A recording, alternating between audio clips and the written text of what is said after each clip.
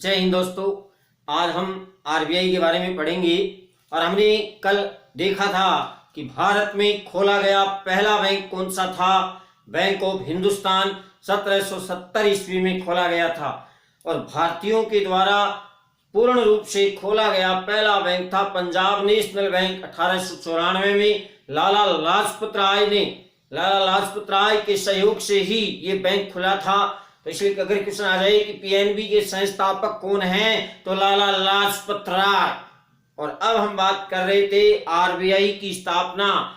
RBI act अधिनियम 1934 के तहत हुई थी, हिल्टन यंग कमीशन की सिफारिश के आधार पर। और दोस्तों, अगर आपने हमारे चैनल को लाइक सब्सक्राइब नहीं किया है तो आप सब्सक्राइब करेंगे, ये मुझे विश्वास है। और अब हम बात कर रहे हैं दोस्तों कि आरबीआई के प्रथम गवर्नर कौन थे। ऑसबॉर्न स्मिथ, ये पिछले वीडियो में हम देख चुके हैं। और भारत के प्रथम गवर्नर भी कौन थे आरबीआई के, सीडी देशमुख। क्योंकि हमने देखा कि आजादी के समय और आरबीआई के राष्ट्रीयकरण के समय गवर्नर कौन थे, सीडी देशमुख। उसके बाद अगला क्वेश्चन हमारा बनता है आरबीआई से। तो दोस्तों, हम पढ़ रहे हैं RBI, reserve bank of India. My dear, अब तक अगर हम इसके गवर्नर की बात करें तो इसके प्रथम गवर्नर कौन थे, सर ऑसबॉर्न स्मिथ। और भारत के स्वतंत्र भारत में तो भारत के प्रथम गवर्नर कौन थे। यहां पर अगर आरबीआई की बात हो रही है, चारों ऑप्शन में आरबीआई के गवर्नर हैं, तो हम करेंगे सीडी देशमुख।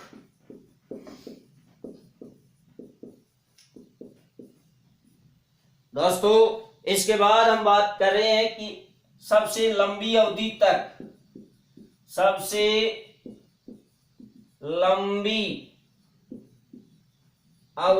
तक गवर्नर कौन रहे थे, sir Benegal Rama Rau. My dear, सबसे लंबा कार्यकाल रहा सर बेनेगल रामाराव का, जो 1949 से लेकर 1957 तक रहे थे। 1949 से लेकर 1957 तक रहे थे। फिर क्वेश्चन आता है कि डॉक्टर मनमोहन सिंह भारत के पूर्व प्रधानमंत्री आरबीआई के गवर्नर रहे थे। और दोस्तों, वो आरबीआई के 15वें गवर्नर के रूप में रहे थे। 1982 से लेकर 1985 तक कौन रहे, doctor Manmohan Singh. Very important question है दोस्तों, ध्यान रखना। जब मुझे डॉक्टर मनमोहन सिंह की याद आती है तो ये आरबीआई के 15वें गवर्नर रहे थे। आप याद रखना दोस्तों, भूलना नहीं है। ध्यान दीजिए, यहां पर भारत के आरबीआई के प्रथम गवर्नर कौन थे, वो सर ऑसबॉर्न स्मिथ थे। लेकिन स्वतंत्र भारत के पहले गवर्नर आरबीआई के थे सीडी देशमुख। और राष्ट्रीयकरण के समय भी कौन थे, सीडी देशमुख। और सबसे लंबा समय तक, सबसे लंबी अवधि तक गवर्नर रहे आरबीआई के बेनेगल रामाराव।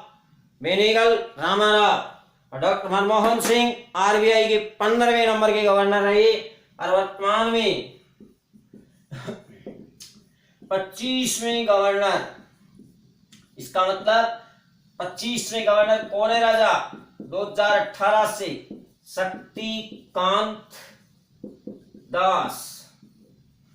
माय डियर, जब आपको पता है नोट विमुद्रीकरण हुआ और ये मोदी सरकार आई, तो मोदी सरकार अपने अनुसार चलती है, देश के अनुसार नहीं, अर्थव्यवस्था के अनुसार नहीं, वो अपने अनुसार चलने वाली सरकार थी। और अपने अहंकार की वजह से उसने अर्थव्यवस्था को तबाह कर दिया। अब विशेष बात, उसने एक अच्छा काम भी किया।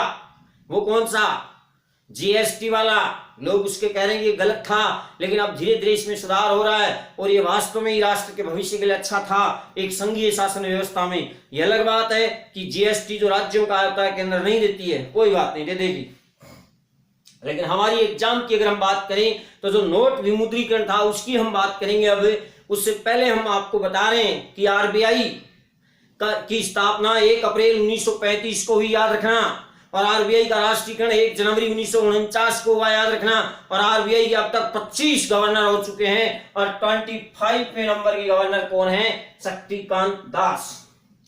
तो जो नोट विमुद्रीकरण हुआ था उसमें उर्जित पटेल थे और उनसे पहले रघुराम राजन थे, आप जानते हैं। तो इस तरह से हम बात करें तो माय डियर, ये थी आरबीआई। अब आरबीआई के कार्य क्या हैं? पहला काम है, ये देश का केंद्रीय बैंक है, ये देश के सभी बैंकों का बैंक है और ये बाजार में, अर्थव्यवस्था में मौद्रिक व्यवस्था को बनाए रखता है, यानी मुद्रा के प्रवाह को बनाए रखता है। मुद्रा का क्या होता है अर्थव्यवस्था में? मुद्रा का प्रवाह है, जिसको हम कहते हैं तरलता, यानी मुद्रा के प्रवाह को बनाए रखने का काम करती है आरबीआई। मुद्रा रुकनी नहीं चाहिए, उसका लगातार पानी की तरह वो बहती रहनी चाहिए। नदी में जिस तरह से लगातार जल बहता है, ऐसे ही मुद्रा भी लगातार बहती रहती है, मुद्रा का प्रवाह भी बना रहता है। उसे हम क्या कहते हैं? उसका तरल द्रव्य रूपी पदार्थ के रूप में उसका बहना, ये काम है आरबीआई का। और वो देश का केंद्रीय बैंक है, सभी बैंकों को ऋण देने का काम आरबीआई करती है और केंद्र सरकार को भी वित्तीय मामलों में सलाह देती है और केंद्र सरकार को आवश्यकता होने पर अपने पास से ऋण भी देती है। जैसा मोदी सरकार ने लिया था, आरबीआई के पास जो धन जमा था उस पूंजी में से निकाल लिया, जबकि वो बहुत ही इमरजेंसी व्यवस्थाओं में निकाला जाता है। अब विशेष बात कि जो देश का केंद्रीय बैंक है, जो सभी बैंकों का बैंक है और जो मुद्रा के प्रवाह को बनाए रखने का काम करता है, जो सभी बैंकों को ऋण देता है, जो सभी बैंकों पर नियंत्रण रखता है, उस बैंक के द्वारा नोट निर्गमन का कार्य भी किया जाता है। तो माय डियर, देश का केंद्रीय बैंक कौन सा है? आरबीआई। और ये क्या करता है? नोट निर्गमन। इसका मतलब नोट छापने का काम करती है आरबीआई। और ध्यान रहे, एक क्वेश्चन आपको बता रहा हूं, किसी को बताना मत। क्या है कि जो ये आरबीआई है, इसका वित्तीय वर्ष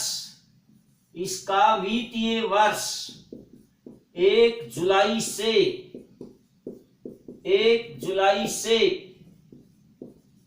30 जून तक होता है। दोस्तों याद रखना, आरबीआई का वित्तीय वर्ष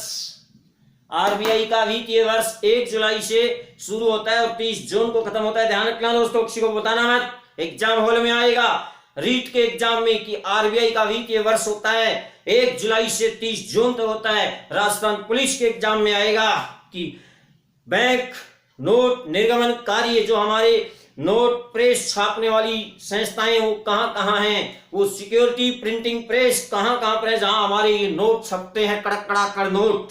तो दोस्तों इसे ही कहते हैं नोट निर्गमन का कार्य। और ये कौन करती है? आरबीआई करती है। ध्यान दीजिए, यहाँ पर सभी नोट आरबीआई के निर्देशन में छापे जाते हैं, लेकिन 1 रुपए का नोट कौन छापता है?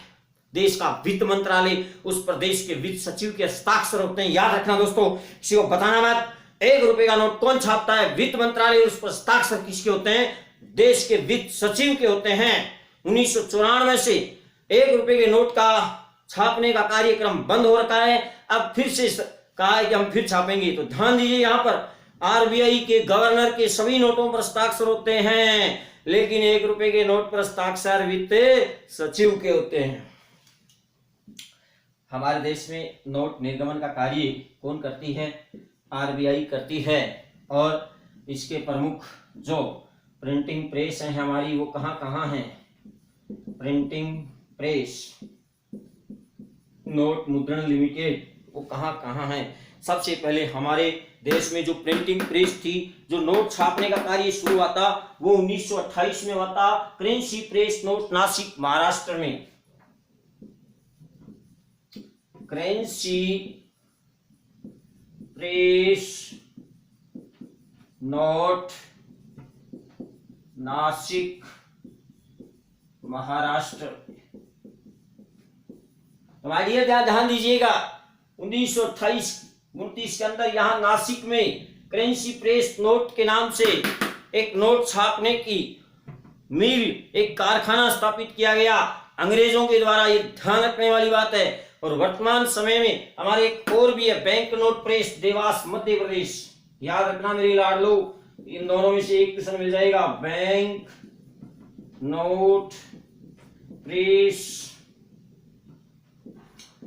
देवास मध्य प्रदेश।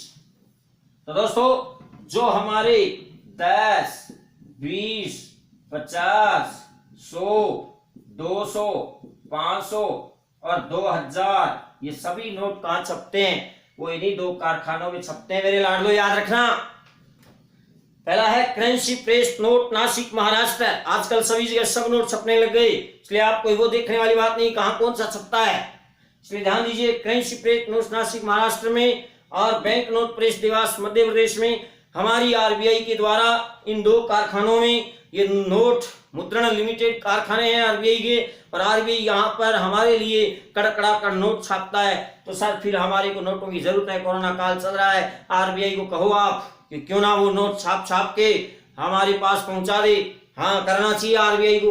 कोई अर्थव्यवस्था नहीं गड़बड़ाएगी, कोई महंगाई नहीं बढ़ेगी, महंगाई तो ऐसे ही बढ़ रही है, वो तो रुक नहीं रही है। अगर किसी की जरूरत के अनुसार आरबीआई रुपए छाप के दे रही है तो क्या दिक्कत है? इसमें दिक्कत है, लोग काम करना बंद कर देते हैं। फिर बाजार में जितनी मुद्रा की आवश्यकता होती है उतनी मुद्रा आरबीआई रखती है। और दोस्तों, अगर कहीं मुद्रा रुक जाती है तो उस मुद्रा को निकालने के लिए विमुद्रीकरण करना पड़ता है। जाली नोट आ जाते हैं बाजार में, काला धन कहीं जमा हो जाता है, यानी भारतीय मुद्रा का प्रवाह है, उसकी तरलता क्या होती है, रुक जाती है, तब भी आरबीआई के द्वारा विमुद्रण किया जाता है। जैसा हम आगे बताएंगे आपको। अभी हम देख रहे हैं हमारी एक प्रिंटिंग प्रेस है, भारत में एकमात्र प्रिंटिंग प्रेस होशंगाबाद मध्य प्रदेश में है। ध्यान दीजिएगा, सिक्योरिटी प्रिंटिंग प्रेस, ये कहां पर है राजलो? होशंगाबाद मध्य प्रदेश। और जब मुझे होशंगाबाद की याद आती है, इसका नाम नर्मदापुर कर दिया। मध्य प्रदेश सरकार ने इसका नाम बदल के क्या कर दिया है? नर्मदापुरम। याद रखना, होशंगाबाद मध्य प्रदेश, जहां हमारी सिक्योरिटी प्रिंटिंग प्रेस है, होशंगाबाद मध्य प्रदेश का नाम बदल दिया गया और क्या कर दिया गया? नर्मदापुरम।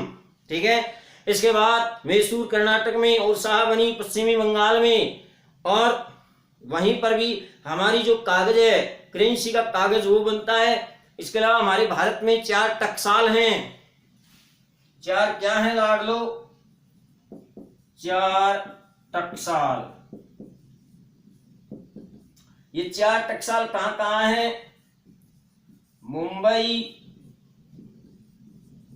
हैदराबाद, नोएडा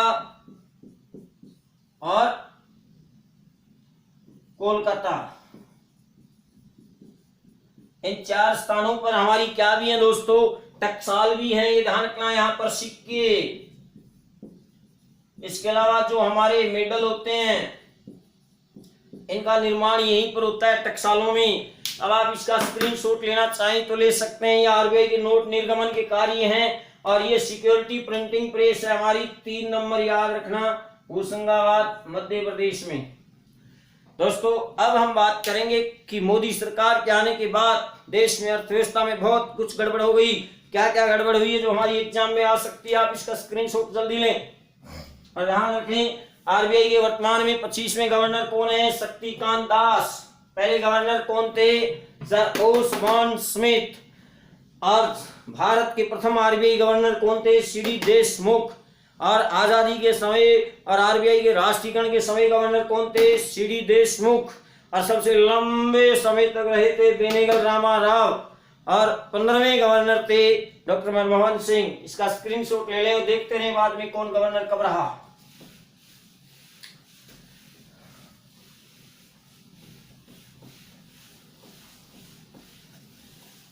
अब दोस्तों, हम बात कर रहे हैं कि जो हमारी आरबीआई है, इसके द्वारा समय समय पर कुछ शाख नियंत्रण के उपाय भी किए जाते हैं, उसमें परिमाणात्मक शाख नियंत्रण के उपाय आप पढ़ते हैं।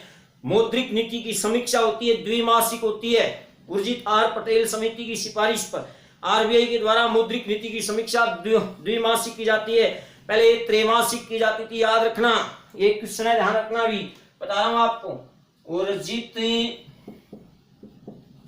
आर पटेल जब ये आरबीआई के गवर्नर बने उससे पहले इनकी अध्यक्षता में एक समिति बनी थी और इस समिति की सिफारिश पर आरबीआई के द्वारा द्विमासिक मौद्रिक नीति की समीक्षा की जाती है। दोस्तों ध्यान रखना, द्विमासिक मौद्रिक नीति की समीक्षा, जिसके तहत आरबीआई अपनी दरों को घटाती है और बढ़ाती है। बैंक दर, रेपो दर, रिवर्स रेपो दर, उसके बारे में हम अलग से बात करेंगे। तो ये उर्जित आर पटेल समिति की सिफारिश पर कर रही है। और दोस्तों एक समिति और थी, उस समिति का नाम था नचिकेत मोर समिति। नचिकेत मोर समिति। दोस्तों इस समिति की अगर हम बात करें तो इसका गठन 2013 में हुआ था और 2014 में इसने अपनी रिपोर्ट दी थी। और नचिकेत मोर समिति ने क्या कहा था, ध्यान दीजिए, यहां पर क्वेश्चन खड़ा हो रहा है। इसने कहा हर वयस्क भारतीय का बैंक खाता होना चाहिए। ये किसने कहा था दोस्तों? नचिकेत मोर समिति ने कहा था। और इसी आधार पर आपको पता है कि प्रधानमंत्री जन धन योजना शुरू की गई थी। पता है आपको, 28 अगस्त 2014 को मेरा खाता भाग्य विधाता निःशुल्क खोल लो। मोदी जी ने क्या कहा था 28 अगस्त 2014 को कि निःशुल्क खोल लो प्रधानमंत्री जन धन योजना के तहत खाता। तो दोस्तों यह ध्यान दीजिए, ये सिफारिश नचिकेत मोर समिति ने की थी। और इसने ये भी कहा था कि 15 मिनट की पैदल दूरी पर बैंक, हर 15 मिनट की पैदल दूरी पर बैंक होना चाहिए। मैंने नहीं कहा, किसने कहा? नचिकेत मोर समिति ने कहा मेरे लाडलो। और इसी समिति की सिफारिश के आधार पर यह प्रधानमंत्री जन धन योजना आई और लोगों को निःशुल्क खाता खोलने की सुविधा दी गई ताकि वित्तीय समावेशन को बढ़ावा मिले और अधिकतम लोगों को बैंकिंग व्यवस्था के साथ जोड़ा जाए। अब आपको बता रहे हैं, पता है आपको कि बैंक ऑफ बड़ौदा देश का तीसरा बड़ा बैंक बन गया। ध्यान दीजिए यहां पर दोस्तों, वेरी इंपॉर्टेंट क्वेश्चन है। तब बन गया 1 अप्रैल 2019 को। आपको पता है 1 अप्रैल 2019 को विजया बैंक व देना बैंक का विलय, विजया बैंक व देना बैंक का विलय किसमें किया गया? बैंक ऑफ बड़ौदा में किया गया। और इस तरह से बैंक ऑफ बड़ौदा देश का तीसरा बड़ा बैंक बन गया। पहला कौन सा है? आरबीआई, दूसरा एसबीआई और तीसरा bank of Baroda. Sir SBI कब बना था? जब, ध्यान दीजिए यहाँ पर 1 अप्रैल 2017, याद है आपको, जब एसबीआई समूह के बैंकों का विलय एसबीआई में कर दिया गया था। याद है लाडलो? State bank of Bikaner and Jaipur नाम सुनते थे, अब नहीं है। 1 अप्रैल 2017 को कहां खो गया? वो एसबीआई में उसका विलय हो गया। और भारतीय महिला बैंक भी बनाया था मनमोहन सरकार ने 2013 में, उसका विलय भी किस में चेप दिया? एसबीआई में चेप दिया। तो इस तरह से ध्यान दीजिए, यहाँ पर एसबीआई समूह के 5 बैंक और भारतीय महिला बैंक, इन 6 बैंकों को मिलाकर एक बैंक एसबीआई कर दिया गया। यानी इन सब बैंकों का विलय किसमें किया गया? एसबीआई में किया गया 1 अप्रैल 2017। 1 अप्रैल 2017 और 1 अप्रैल 2019 को विजया बैंक और देना बैंक, विजया और देना, क्या देना? बैंक ऑफ बड़ौदा देना। और इस तरह से बैंक ऑफ बड़ौदा देश का तीसरा बड़ा बैंक बन गया। तो दोस्तों यहां पर हमने आरबीआई और कुछ एसबीआई और बैंक ऑफ बड़ौदा, ये 3 बैंकों का विलय देखा है। धन्यवाद।